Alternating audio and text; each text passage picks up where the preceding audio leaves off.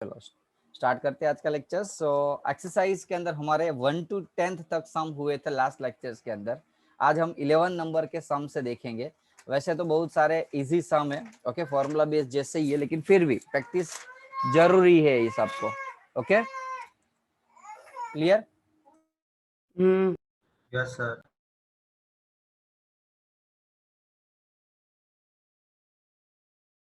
चलो, so 11th number का sum है torque of equal magnitude are applied to hollow cylinder and hollow sphere. देखो वो table याद किया ना आज? क्या आज भी नहीं किया सभी ने? किया है सर। सभी स्टूडेंट ने लर्न कर दिया? Yes sir. प्लीज यार कर देना, टेबल के ऊपर ही पूरा चैप्टर डिपेंड है ऑलमोस्ट। तो यहाँ आपको दिया हुआ है टॉर्क आर इक्वल। टॉर्क क्या दिया हुआ है? सेम। किसके लिए? होलो सिलेंडर के लिए। तो समझ लो कि होलो सिलेंडर के लिए मैं हम एच सी यूज कर रहा हूँ, और सॉलिड सिलेंडर के लिए, सॉलिड स्फीयर के लिए एस एस यूज कर रहा हूँ। टॉर्क का फॉर्मूला क्या था बच्चों? टॉर्क का formula I alpha. Very good. तो I1 alpha 1, I2 alpha 2। Okay, आप समझ जाए ना, 1 के लिए हेमिस्फीयर, सॉरी होलो सिलेंडर, और 2 के लिए सॉलिड सिलेंडर, स्फीयर सॉरी। अब I1 कितना होगा? चलो, होलो सिलेंडर के लिए I1 की वैल्यू बच्चों mr स्क्वायर mr², पक्का? Hmm okay, into alpha 1 is equals to I2 mr square by 2 कितना होगा? 2/5 स्फीयर है। हाँ, स्फीयर है। Solid sphere. Okay, solid sphere के लिए 2/5 mr² आता था, पक्का ना? हाँ ओके, अब देखो m कट, r² कट। हमें क्या पूछा हुआ है कि क्वेश्चन पहले तो देख लेते, आगे रीड करते क्या दिया हुआ है, क्या पूछा है वो। Same mass and radius, radius and mass तो सेम है, इसलिए आर एम और आर इज इक्वल टू है, तो कैंसिल हो गया। Cylinder is free to rotate about the standard axis of symmetry and sphere is free to rotate about the axis passing through the centre. दोनों centre वाले ही है, तो दोनों का सेंटर के लिए मोमेंट्स ऑफ इनर्शिया डाल दिया। Which of the two acquire the greater angular speed? किसकी स्पीड ज्यादा होगी, 1 की या 2 की? अब बोलोगे सर ओमेगा और अल्फा का रिलेशन क्या है? तो ओमेगा यानी कि स्पीड, अल्फा यानी कि एक्सेलरेशन। उसके लिए फॉर्मूला याद हो तो v is equal to v naught omega t वाला फॉर्मूला के हिसाब से दी जाए, इनिशियल स्पीड हम टेम्पररी 0 ले, तो ये प्रोपोर्शनल था बच्चों, यानी कि जिसका अल्फा ज्यादा उसका ओमेगा ज्यादा, यानी कि वही पूछा है ना कि किसको, किसकी स्पीड ज्यादा है। तो अल्फा 1 अल्फा 2 नहीं, alpha 1 is equal to 2/5 alpha 2 होगा। अल्फा 2 नीचे अल्फा 1 भूल नहीं हो रही ना? ના સર આલ્ફા 2 નીચે જશે એટલે alpha 1 upon alpha 2 equals to 2 upon 5। Alpha 2 ज्यादा होगा बेटा। हाँ, तो ओके, अल्फा 2 तो इसके हिसाब से, क्योंकि अब देखो 2/5 यानी कि 0 पॉइंट समथिंग वैल्यू है, या ना पता चले तो 5 alpha 1 is equal to 2 alpha 2, तो कौन ज्यादा होगा? अल्फा 2 को कम वैल्यू से मल्टीप्लाई करना पड़ा, तो अल्फा 2 बड़ा होगा इसके रिलेशन के हिसाब से। तो अल्फा 2 ग्रेटर देन अल्फा 1, तो ओमेगा 2 ग्रेटर देन ओमेगा 1, यानी कि ओमेगा किसका है? 2 किसका है? Solid sphere. तो सॉलिड स्फीयर का एंगुलर वेलोसिटी होलो सिलेंडर करता વધારે છે। ज्यादा होगी। कोई डाउट बच्चों? ના हेलो सभी को? Yes sir. हाँ सर। आज मैं थोड़ा रिपीट नहीं कराऊंगा क्वेश्चन को, पहली बार में पता ना चलो तो बोल देना कि सर नहीं पता, तो रिपीट कराऊंगा। ओके, जस्ट बिकॉज अभी एक और लेक्चर है, और दूसरा भी एक 2-3 काम पेंडिंग पड़े हैं मेरे आज के सेशन के, इसलिए। Solid cylinder of mass 20 kg rotates about its axis with angular speed 100। मास कितना दिया हुआ है? 20। एंगुलर स्पीड कितनी है? 100। Radius of cylinder is 0.25 metre. What is kinetic energy? 0.25 metre. Kinetic energy find करनी है।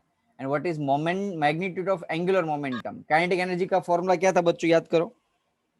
Half m square, half m b square, लेकिन half I omega square. No doubt, मैं भी ऐसे याद रखता था, रोटेशनल मोशन को ऐसे ना लिनियर मोशन के साथ ही कंपेयर कर रहा था। हाफ एम की जगह यहाँ आ जाएगा आई, और वी की जगह omega.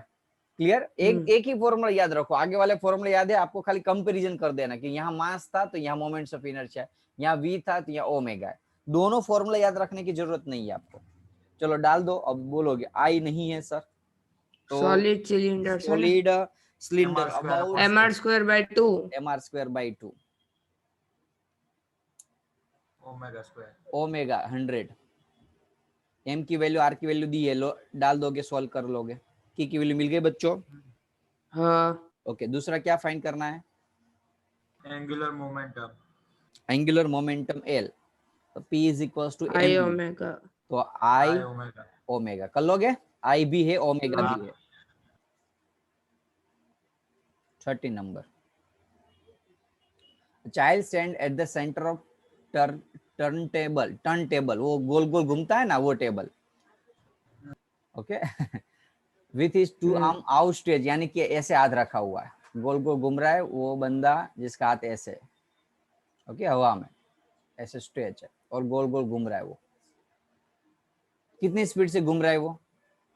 40 revolution How much is the angular speed of the child if you hold his hand back, यानी कि हाथ उसको कर दिए नीचे ऐसे, okay, and thereby reduce the moments of inertia।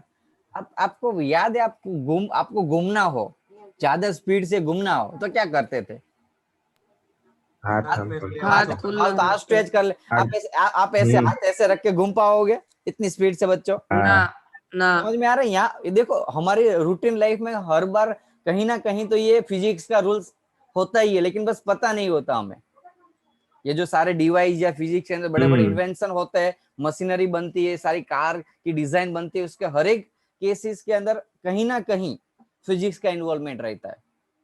Okay, आप मानोगे ना, तो जैसे कि दो चीजें कि लाइक एग्जांपल स्विफ्ट डिजायर और स्विफ्ट जो टुकड़ो आता है, ओके खाली स्विफ्ट, अब बोलोगे कौन सी गाड़ी अच्छी होगी, बोलो कौन सी ज्यादा पिकअप देती होगी, क्योंकि बता सकता है? स्विफ्ट खाली स्विफ्ट। स्विफ्ट बोलोगे सर ये तो बड़ी है, सेडान जैसी लगती है, तो क्या बड़ी कार? नहीं, देखो दोनों का इंजन सेम है, दोनों का इंजन सेम है, सब कुछ सेम है, लेकिन मास एंड गाड़ी की डिजाइन, ये दोनों की वजह से इसका पिकअप ज्यादा होता है। समटाइम्स ये सारे चीज मायने रखते हैं हमारे रूटीन लाइफ के अंदर। ओके, जब ऐसी कोई भी चीज बनानी हो या परचेस करनी हो तो इसको कंपेयर करके बाद में सिलेक्शन करोगे तो पता चलेगा। हाँ, शौक वो अलग चीज है, ओके, जब शौक होता है तो आप कहीं ना कहीं कोई वैल्यूएशन का नहीं देखते, लेकिन जब फिजिकल यानी कि प्रॉपर चॉइस करना होता है, ऐसी चीज को हम इन्वॉल्व करेंगे लाइफ में।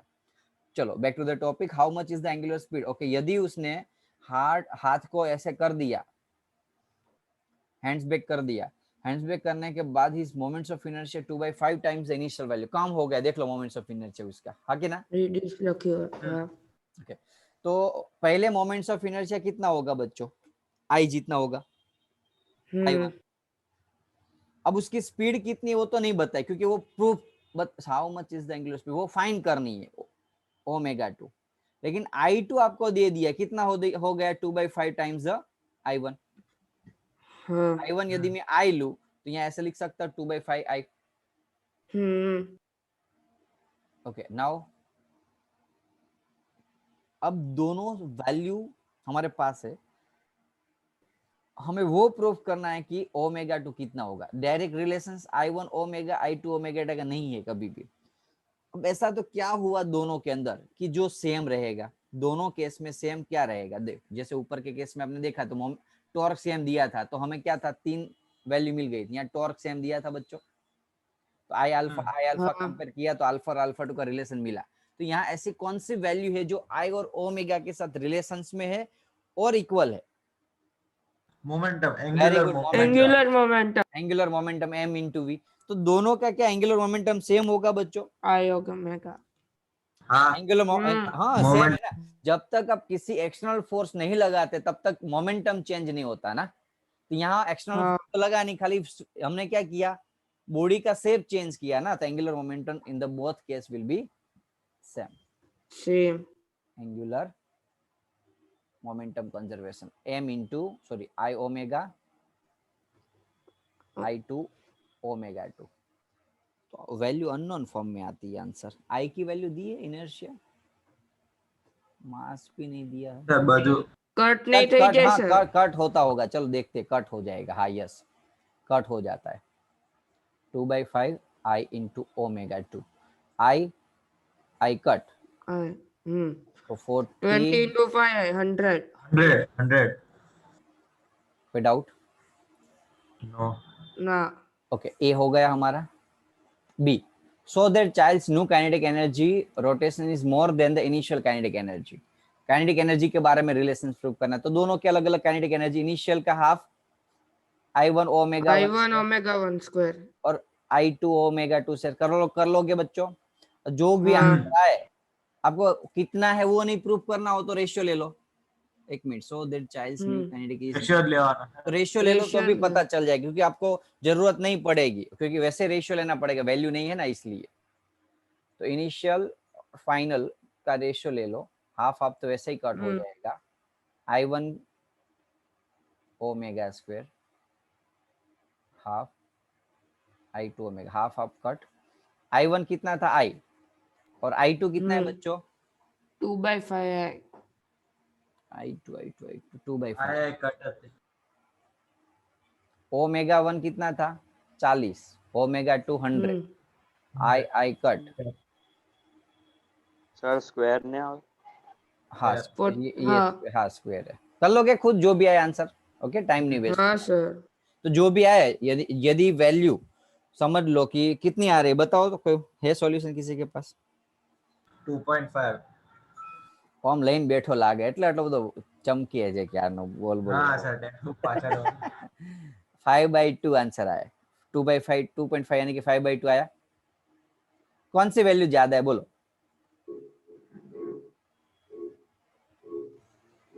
इनिशियल ज्यादा સર होगी ना ઊંધું સર 2.5 સર આપણા સોલ્યુશન પ્રમાણે 2/5 આવે આ લોકો ફાઇનલ ઉપર રાખ્યું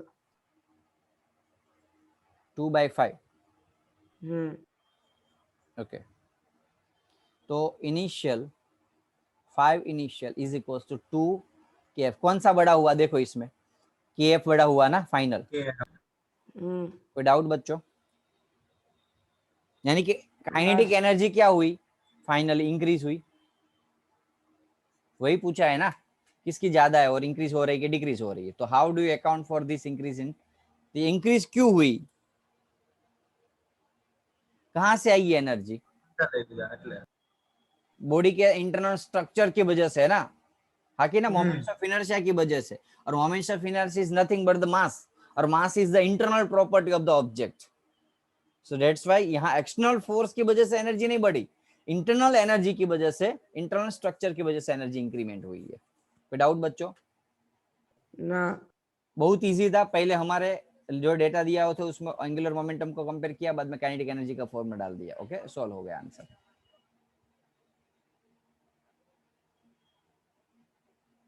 चलो 14 नंबर का ले लेते हैं rope of negligible mass is wound hollow cylinder bar radius 40 cm is angular accelerations rope is pulled with the force okay ये डेटा लिख लेते पहले तो पता कुछ चलेगा 3 kilogram radius 40 centimetre 0.4 Force meter 30 Newton. and what is angular accelerations alpha if the rope is pulled with the force F 30 Newton what is angular acceleration A assume there is okay क्या करो एक minute हो क्या data दिया हुआ है हमें fine क्या करना है अल्फा फाइन करना है राइट तो अल्फा यानी कि क्या होगा आई सॉरी टॉर्क इज टॉर्क એટલે आई I अल्फा alpha तो अल्फा यानी कि टॉर्क अपॉन आई हाँ लेकिन टॉर्क नहीं है हमारे पास लेकिन फोर्स इनटू डिस्प्लेसमेंट हो जाएगा टॉर्क की हाँ फोर्स का फॉर्मूला फोर्स डेटा दिया हुआ है 30 न्यूटन आर दिया हुआ है 40 × 10⁻²। मोमेंट्स ऑफ इनर्शिया आई नहीं है हमारे पास अब डेटा હોલો સિલિન્ડર છે ને सिलेंडर कौन सा है होलो सर सिलेंडर mr². हाँ बोलो mr square. सर आना करता एक्सेलरेशन फाइंड કરીને આલ્ફા ફાઇન્ડ કરना ચાલે ચાલે માસ અને ફોર્સ તો આટલું મોટું ન કરવું પડે एक minute F is equals to mass into acceleration compare कर लेते बेटा ओके क्योंकि रोटेशनल मोशन है तो थोड़ा डाउट लग रहा પણ है એક્સેલરેશન બી તો વધવાનું હોય ચા लीनियर एक्सेलरेशन में 10 मिल गया ये इजी मेथड से हो 10 जाएगा ये थोड़ा इजी मेथड से हो जाएगा आपका। हम्म ओके, एक्सेलरेशन, एक लीनियर तो वेट एक्सेलरेशन मिल लगा गया, लीनियर एक्सेलरेशन मिल गया, लेकिन ये अल्फा तो ऐसे ही निकालना पड़ेगा ना बेटा। एक्सेलरेशन એટલે આલ્ફા ઇન્ટુ આર થાય ને, તો alpha is equal to acceleration by R. डालो तो आंसर डालो तो आंसर आ जाएगा, सही है। 10 divided by 40 into 10 raise power minus 0.4 2, तो 100,000 25 आ रहा है एंगुलर एक्सेलरेशन। हाँ हाँ तो चलेगा, ये मेथड से इजी मेथड हो गई, चलो। ओके, ये एक्सेलरेशन लास्ट में दिया था ना, चलो पहले अल्फा निकालना था, ये नहीं निकालो क्योंकि ये निकालने जाओगे तो लंबी मेथड हो जाती है। ये नीचे से स्टार्ट करो। एक्सेलरेशन मिल गया आपको, ये F is equal to m into S है, और दूसरा मुझे फाइंड करना है अल्फा, तो अल्फा यानी कि क्या होगा, एक्सेलरेशन अपन आर होगा ना, a is equal alpha r होता है, तो अल्फा यानी कि a by r, linear acceleration अपन डिस्टेंस। तो ये ए 10 मिला और ये मिला आपको ये वैल्यू। क्लियर? हाँ एक ही सम काफी सारी मेथड से होता है, डिपेंड्स कर रहा है आपको तब कौन सी माइंड में आया। जैसे कि अभी क्या हुआ कि भाई मैंने अल्फा देखा तो तुरंत मैंने अल्फा अल्फा यानी कि टाउ वाला फॉर्मूला लगाया। तो समटाइम्स आपको नीचे के जो टर्म्स दिए हुए एक्सप्रेशंस वो उससे भी फॉर्मूला बन जाता है काफी बार। ओके, तो देखो क्वेश्चंस पूरा देखोगे तो कुछ नई मेथड आपको माइंड में आ भी सकती है, जरूर नहीं कि कोई एक सम की एक ही मेथड हो। रोटेशनल स्पीड ओमेगा आपको दी है 200, engine needs to transmit a torque, what is power? देखो पावर का formula Torque linear omega। Motion में फोर्स इनटू वेलोसिटी था, याद हो तो रोटेशनल मोशन में क्या होगा, फोर्स की जगह टॉर्क और वेलोसिटी की जगह ओमेगा। Torque omega. कर लोगे? हाँ 180 इंटू 200 कर लो ना सॉल्व। 16 नंबर आईएमपी कर दो, मोस्ट आईएमपी कटिंग वाला है ना ये रेडियस में से, हाँ यही है मोस्ट टाइम भी। Yes. कर दो बच्चों, मोस्ट मोस्ट मोस्ट टाइम। मैंने तो हमारे स्कूल की एग्जाम में बहुत बार ये सम देखा है, बहुत बार। जब मैं मुझे याद पर्सनली, क्योंकि इसलिए नहीं मैं बोल रहा हूँ कि अच्छा सम है, जस्ट बिकॉज स्कूल वाले इस चैप्टर में से कोई अच्छा सा क्वेश्चन ढूंढने बैठे ना तो एक ही ऑप्शन उसको मिलता है, ये 16 नंबर का ये वाला। शायद गुजरात, जब पहले गुजरात बोर्ड की बुक थी उसमें सेम टू सेम टाइप का क्वेश्चन था ये। ओके, कोई चीज को निकाल ले उसके हिसाब से gravitational centre of mass find करना हो तो कैसे निकालते हैं, उसका फॉर्मूला इसमें लगाना। सेंटर ऑफ मास का फॉर्मूला था हमारे लिए कौन सा, m1 x1 m2 x2 अपन m1 प्लस m2।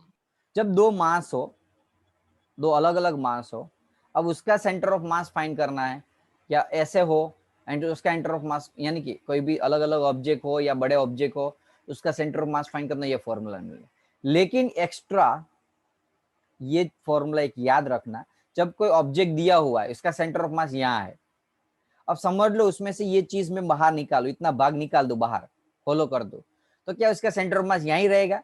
अब उसको बैलेंस करे तो क्या यही पॉइंट से बैलेंस करेंगे कि यहाँ कुछ यहाँ शिफ्ट No, होगा, sir. थोड़ा शिफ्ट होगा ना इस साइड थोड़ा, क्योंकि यहाँ Yes, तो sir. खोखला Sir. हो गया है, इस साइड का भाग तो खोखला है, तो mass centre of mass change हो जाएगा।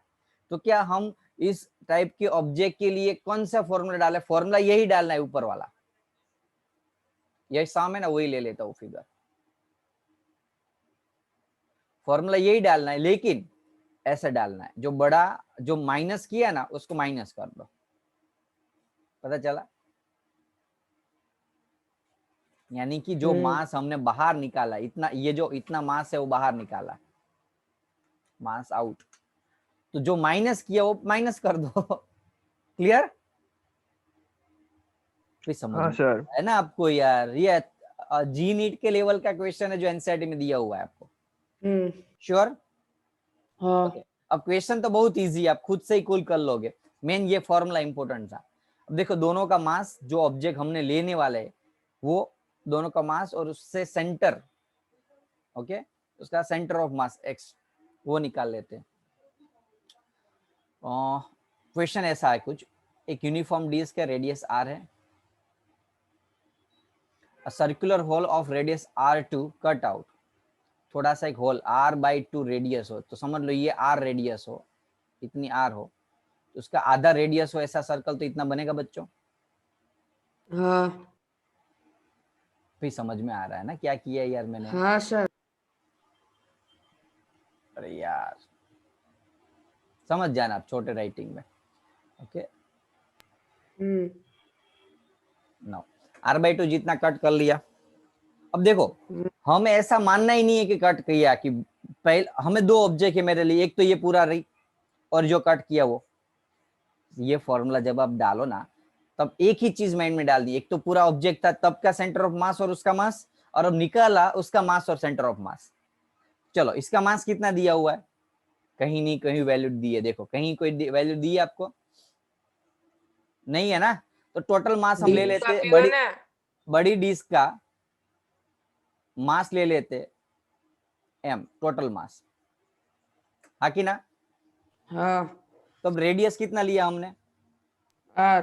कैपिटल R, बड़े पूरा का पूरा R लिया हमने। तो बच्चों अब ये डिस्क है तो एरिया आएगा, ध्यान रखना क्वेश्चन अच्छा है। डिस्क है तो एरिया आएगा, हाँ कि ना? हाँ। तो यदि पाई आर स्क्वेयर जितना एरिया होता है तो मास m है, तो मास कैपिटल M है। तो अब कितना रेडियस हुआ बच्चों? देखो r/2 हुआ, तो पाई r/2 का होल स्क्वायर होगा, तो रेडियस यानी कि जो मास होगा वो कितना होगा? समझ में आया? Cross multiplication. समझ में आया? अब पूरी रिंग का फुल डिस्क का मास यदि मैं m1 या कैपिटल M लूं, m1 अभी यहाँ m1 की जगह कैपिटल M ले लेता हूँ, और इसका हाफ जो कट किया हमने, कट उसका m2 स्मॉल m ले लेता हूँ, तो स्मॉल m की वैल्यू कितनी आएगी? m into pi R square by 4 upon pi R square. बोलो समझ में आया बच्चों? हाँ। पाई आर स्क्वायर कट तो m/4, यानी कि जो मास निकला कट करके निकला वो कितना हुआ? m2 m/4।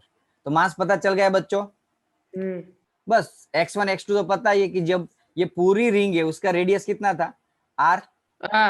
और ये जो यानी सेंटर ऑफ मास, और ये छोटी जो रिंग निकाली उसका सेंटर ऑफ मास कहाँ होता है? कितना होगा? r/2। तो फॉर्मूला में वैल्यू डाल दो xcm के, m1 x1 m2 x2। This is the best method okay solve करने के लिए।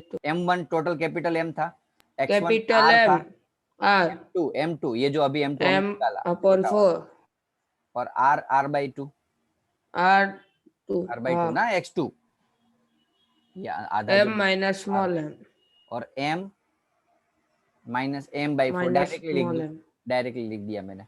हाँ सर। तो mr माइनस mr/4 8 और 4m minus m 3m 7mr upon 8 અને 3m अपॉन 4। तो यहाँ 7 mr अपॉन 8 और यहाँ 3m अपॉन 4। देखो m कट 4 2 जा 8, तो जो बचा 7r/2 नीचे आएगा तो 3 2 जा 6। कोई डाउट बच्चों? हाँ ना। 7/6 आंसर खाली मैच कर लो ना बेटा मेरा। r' की वैल्यू 7r/6 मिली, ये टोटल r से 7r/6 से डिस्प्लेस हुई। ओके नया जो सेंटर ऑफ रेडियस मिलेगा वो 7r/6 होगा। देख लो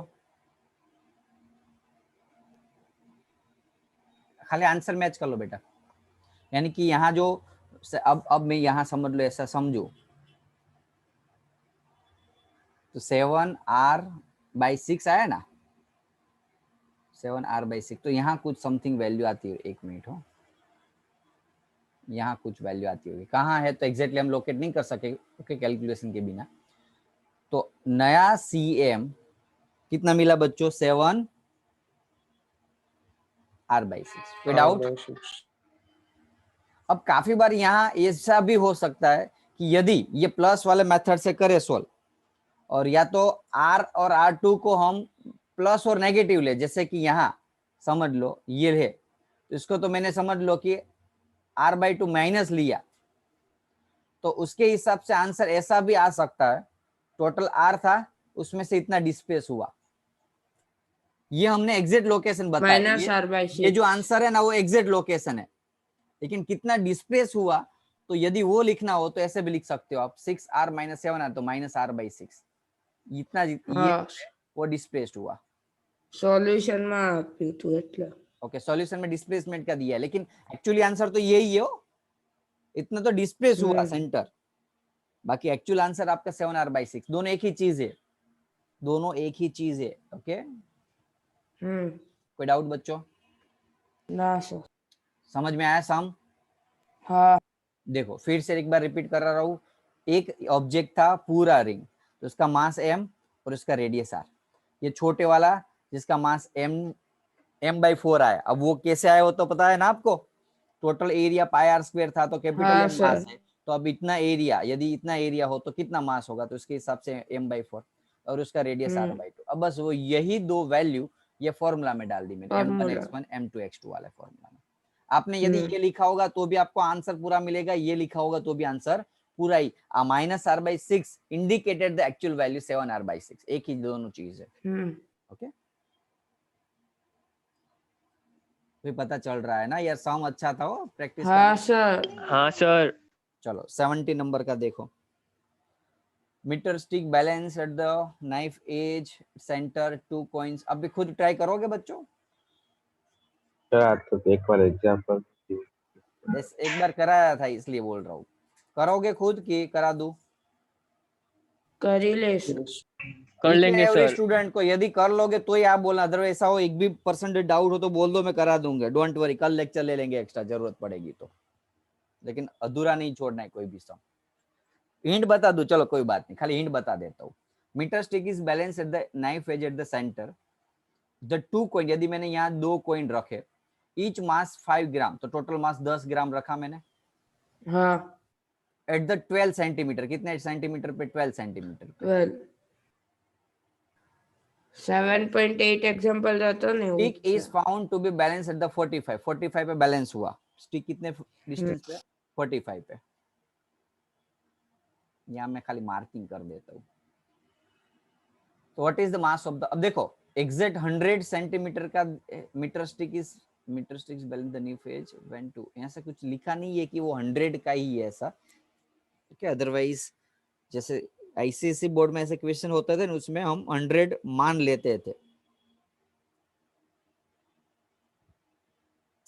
मीटर स्टिक इज बैलेंस, वैसे मीटर स्टिक है ना, हाँ मीटर स्टिक यानी कि 100 सेंटीमीटर ही होगा ना समझ में आया आपको? हाँ हाँ इन लोगों ने डायरेक्टली इनडायरेक्टली डेटा में दे दिया है कि total length is metre, a metre means 1 metre is 100 centimetre. 100 centimetre balancing यहाँ से होगा, टोटल वेट यहाँ 50 पे, तो कितना वेट लग रहा है? एक तो ये 2 कॉइन का वेट और एक ये जो स्टिक है उसका वेट, तो लगा दो फॉर्मूला।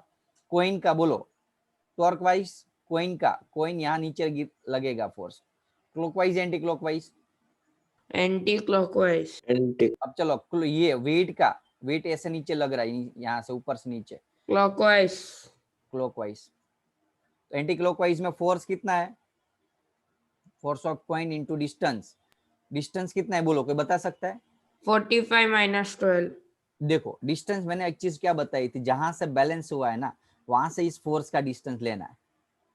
तो 12 पे है कॉइन और बैलेंसिंग 45 पे है, तो इसके बीच का डिस्टेंस कितना हुआ? 45 माइनस 12। क्लॉकवाइज में वेट कितना है? वेट 50 दिया हुआ है, फाइन करो चलो, वो तो फाइन करना है, वेट मास फाइन करना है, तो मास फाइन करना है तो जी लेना पड़ेगा, m इंटू जी। ये फोर्स हुआ और डिस्टेंस कितना लेंगे बोलो? 50 सेंटीमीटर पे यदि लग रहा है बैलेंस 45 से 5, कैसा है वो लिख देता हूँ अभी। अब कर लोगे एफ सी, तो मास कितना है? 10 ग्राम, तो 10 इंटू जी, m इंटू जी। जी इसका मास कितना है? हाँ मास फाइन करना है, ओके, जी कट हो जाएगा, तो m is equals to 10 into 33 divided 66 कोई डाउट? सॉल्व कर दिया ना। नो सर 18 नंबर का देखते। A solid sphere rolls down, कितने सम कितने हैं? तो इस हिसाब से 21 18 तो हो जाएगा, चलो आराम से हो जाएगा। A solid sphere rolled down to two different inclined plane of the same height but the different angle. एक ऐसा है, और थोड़ी ज्यादा हो गया।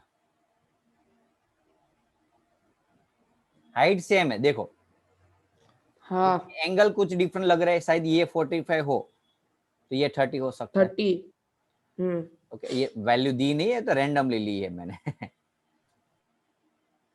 Theta 1 theta 2 theta 1 is greater than theta 2। अब यहाँ पूछा क्या है, सॉलिड स्फीयर रोड, यहाँ से दोनों जगह से सॉलिड स्फीयर को मैंने छोड़ा। अच्छा हाँ। क्वेश्चन है, ध्यान देना, सेम हाइट से, ये हाइट दोनों की सेम है h, but the different inclination, इसका एंगल अलग है, इसका एंगल अलग है, इंक्लिनेशन अलग अलग दिया हुआ है। Will it reach to bottom with the same speed in each case, क्या ये दोनों सेम स्पीड से नीचे गिरेगी? हाँ कैसे बता ના सकते? કાઇનેટિક એનર્જી સેમ હશે, માસ ઉપર ડિપેન્ડ હોય ને, कॉमन માસ તો लॉजिक, સેम હશે जब એટલે यहाँ વેલોસિટી બી जब સેम। यहाँ दोनों था तब उसके पास एनर्जी कितनी थी दोनों केस के लिए, बोलो? पोटेंशियल एनर्जी थी mgh। तो हाइट सेम है, हाँ। देख लो हाइट सेम है, मास सेम है, पोटेंशियल एनर्जी mgh थी, हाइट सेम है, मास सेम है, तो सेम मास है, तो यहां से जब गिरेगी तो फाइनल एनर्जी यहां जब पहुंचेगी वो भी सेम ही होगी ना। हाँ काइनेटिक एनर्जी। ओके, थियरिकली ऐसे आंसर दे सकते हो, लेकिन यदि आप यही क्वेश्चन 4 मार्क्स में पूछ ले तो समझ में आ रहा है? यही क्वेश्चन यदि 4 मार्क्स में पूछ ले तो क्या करोगे, बताओगे? चलो, हमें पता है कि भी दोनों की स्पीड सेम है, समझ में आ गया, अभी एनर्जी सेम है तो वही एनर्जी काइनेटिक में कन्वर्ट होगी। देखो दोनों में फॉर्मूला ऐसा आता है काइनेटिक एनर्जी का, हाफ mv स्क्वायर। चलो रोटेशनल मोशन हो रहा है तो हाफ ओमेगा स्क्वायर लिख देते हैं, काइनेटिक प्लस रोटेशन दोनों है ना, ये जो पोटेंशियल एनर्जी थी mgh दोनों में वो इसमें कन्वर्ट होगी। क्या कहीं भी यहाँ इस एंगल का जिक्र है? यहाँ चेक करो, ना मोमेंट्स ऑफ इनर्शिया ओमेगा में एम वी के अंदर कहीं थीटा आता है फॉर्मूला में? ना तो डायरेक्टली लिख सकते हो ना कि फाइनल काइनेटिक एनर्जी, फिर भी यदि लिखना हो तो ऐसे निकाल सकते हो, क्योंकि पता नहीं कि आई ओमेगा में कहीं छुपा हो तो हमें फाइनली इसके अंदर कन्वर्ट करना पड़ेगा। तो वो कन्वर्ट करना तो आता ही है, आपको आता है ना। आई का फॉर्मूला क्या होगा सॉलिड स्फीयर का, बोलो? Moments of inertia 2/5 m² omega square. एक का करा देता हूँ, दूसरा ऑटोमेटिकली प्रूफ हो जाएगा वैसे। Equals to mgh 2 cut 1/5 m R square omega square यानी कि v²। आया कहीं? mgh લખે તો m કટ થઈ જાય। फाइनल एनर्जी हाफ प्लस 1/2 कितना होगा? 1/2 plus 1/5 7/10 7/10 means what? Kinetic energy दोनों केस में सिमिलरली लिखिए, सेकंड नंबर, ये केस 1 और केस 2 में भी यही आंसर आएगा। कहीं ये यानी कि kinetic energy not depends on angle, so final speed will be same. इसीलिए क्योंकि ये दोनों सेम है, kf1 और kf2। बोलोगे सर क्यों सेम है, कोई बता सकता है? क्योंकि u1 और u2 सेम था। समझ में आया? इनिशियल दोनों का सेम है, एनर्जी कंजर्वेशन लॉ के हिसाब से फाइनल भी सेम ही होना चाहिए। तो kf1 और kf2 सेम होगा तो vb क्या हो जाएगा बच्चों? सेम ही होना चाहिए ना दोनों साइड।